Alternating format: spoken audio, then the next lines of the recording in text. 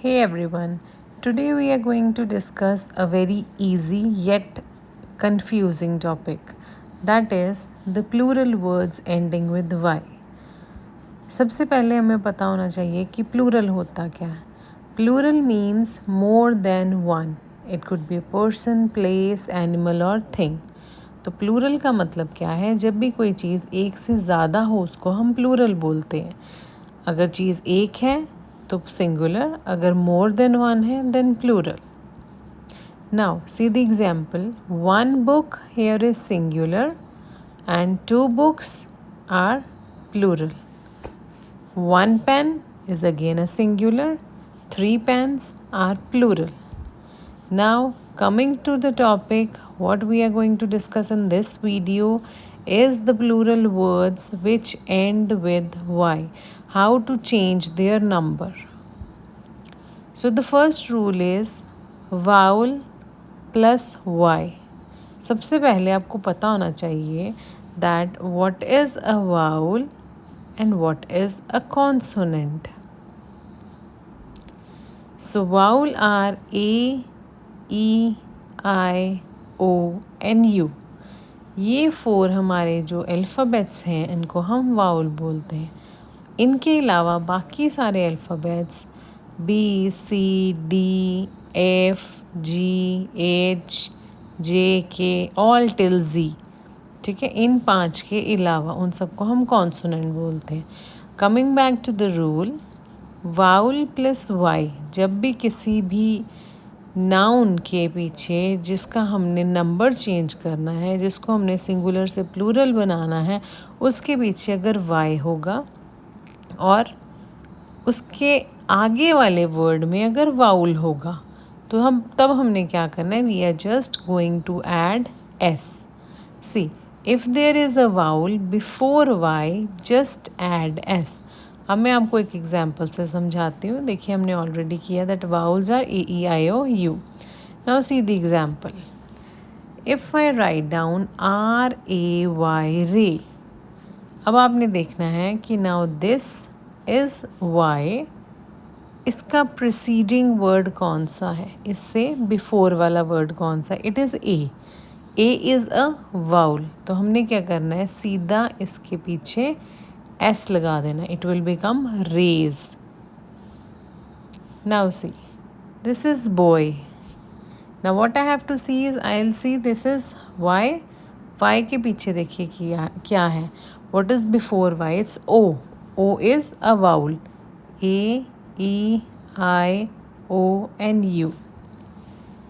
So if the preceding word or the word before y is a vowel, then I just have to add s. It will become boys. Similarly with ray, it will become rays. Now see with key. Y के पीछे क्या है? E, and E is a vowel, so it will become keys. With day, it will become days, days, क्योंकि a भी क्या है? Vowel है. Now see monkey. Y के पीछे क्या है? E. E is a vowel.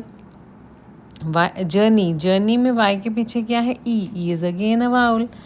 Now what will it become? It will simply become monkeys. We'll add just S and it will become journeys. So summing up with the first rule,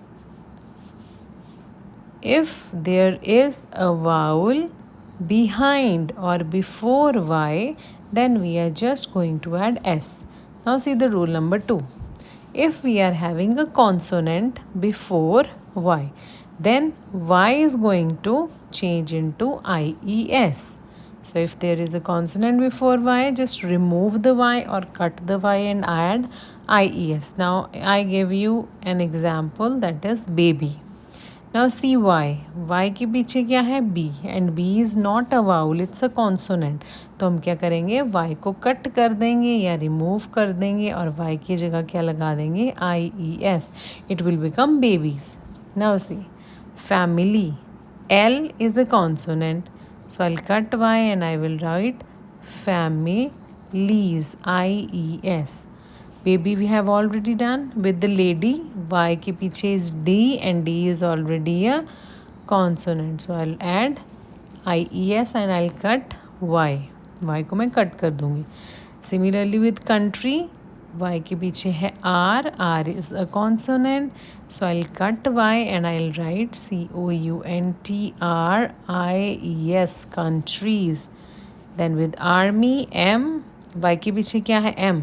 M is a consonant. So I'll cut Y and I'll write MIES. With party, Y के पीछे है T. T is a consonant. I'll cut Y and it will become PARTIES, parties. Now again summing up with this rule number 2. If there is consonant before Y, then just cut or remove Y and add IES. So the easy formula is if vowel plus Y, then just add S. If it's consonant and Y, then cut Y and in place of Y write down IES. अगर vowel है Y के पीछे तो S लगा दीजिए. अगर consonant है Y के पीछे तो Y को कट करके IES लगा दीजिए. Now it is your turn to try these. Change the number of these words, convert them into plural and write the ideas, write the answers in the comment